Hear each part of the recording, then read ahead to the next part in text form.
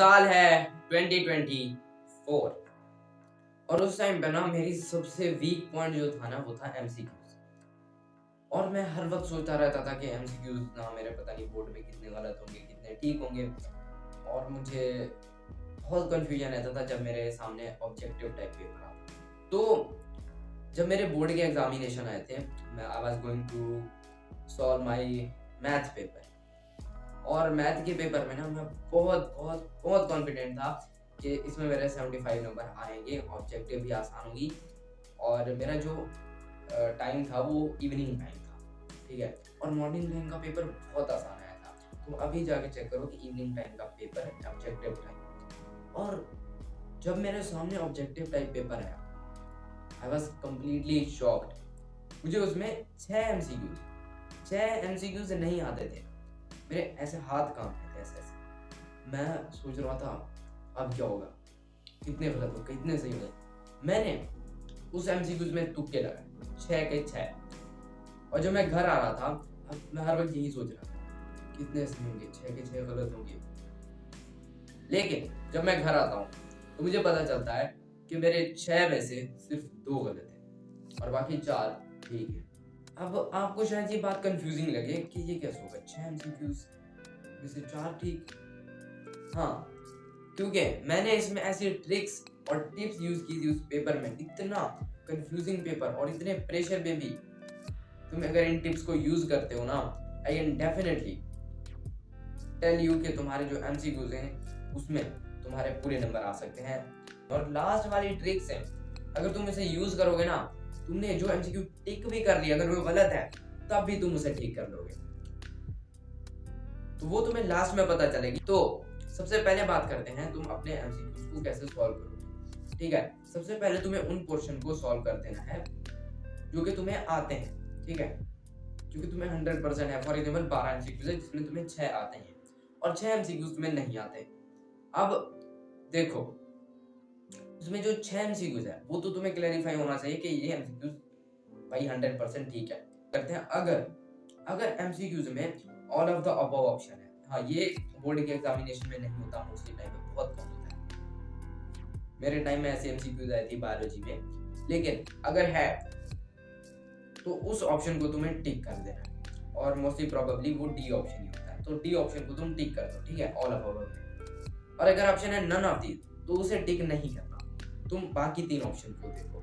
अब हम बात करते हैं रियल मेथड की जो वर्क करेंगे। सबसे पहला है एलिमिनेशन मेथड। अब ये मेथड मैं छोटा सा एक्सप्लेन कर दूंगा, जो एमसीक्यूज के आंसर होंगे 2 वो एलिमिनेशन के टाइम में आ जाएंगे। जैसा कि फॉर एग्जांपल मैं आसान सा एक बता देता हूँ कि एक एमसीक्यूज है वो है 5 मल्टीप्लाई 5 कितना होता है, तो उसका आंसर है 24, 25, 26 या फिर 800। तो देखो जो 800 वाला ऑप्शन है वो कैंसल में आ जाएगा, ठीक है, हटेगा ना, क्योंकि 800 तो बहुत डिफरेंट है, डिफरेंट को एलिमिनेट कर दो।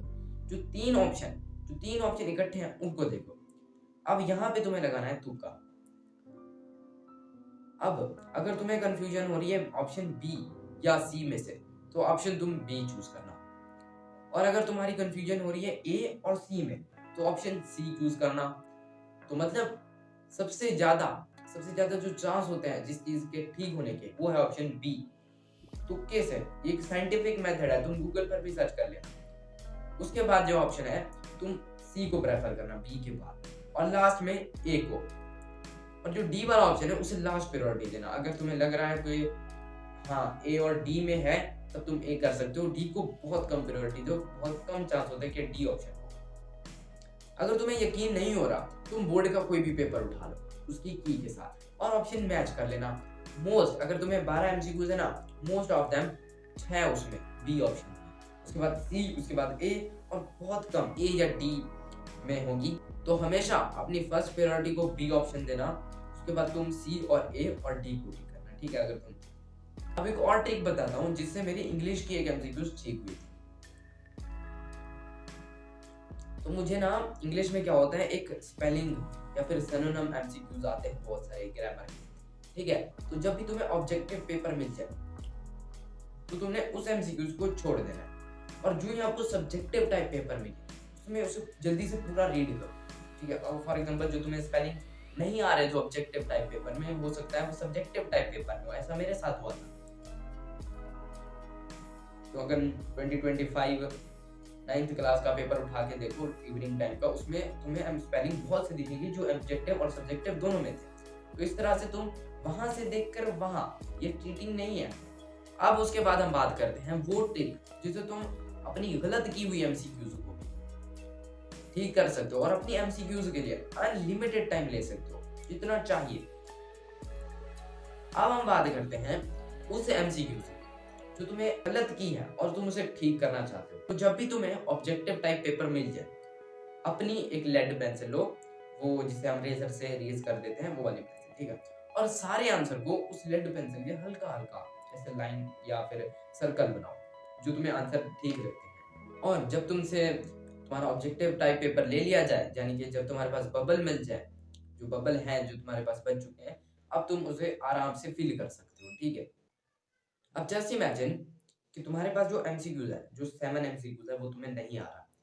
तुमने क्या करना है, अपने आंसर शीट के लास्ट पे जाना एंड उसके ऊपर लिख देना रफ साइड, और उसके नीचे नीचे तुम्हें वो हेडिंग देनी है 7 एमसीक्यूज, उसकी तुम स्टेटमेंट लिखना, देन 4 ऑप्शन जो भी है वो लिख देना। अब पूरा पेपर करने के बाद तुम्हें उस जो एमसीक्यूज है उसे बबल साइड पे छोड़ देना, और बाद में बिल्कुल लास्ट में या फिर पेपर के दरमियान जब भी तुम्हें अच्छा लगे उसे रीड करना, वहां के ऑप्शन देखना और बबल साइड पे फिल कर देना, क्योंकि ऑब्जेक्टिव टाइप पेपर तुमसे पहले ले लिया जाता है। अब जब तुम उसे टिक करोगे वो तुम्हें पेन से करना है।